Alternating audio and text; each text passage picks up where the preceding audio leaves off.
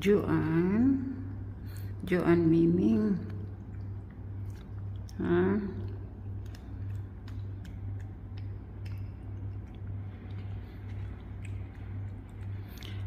Kinalahati ko lang muna ang pagbigay.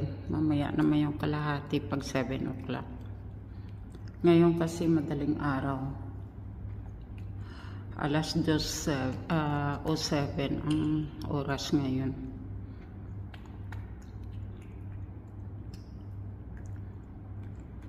Bago ako matulog kanina, mga 2 p.m.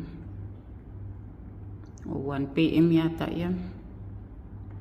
Kasi nasa higaan na kami ng 12. Siguro nakatulog na rin ako mga 1 p.m. Hindi ko lang napansin yung oras. Kaya ngayon gutom na gutom siya. Binigyan naman siya ng pagkain. Ibang pagkain lang. Manok lahat.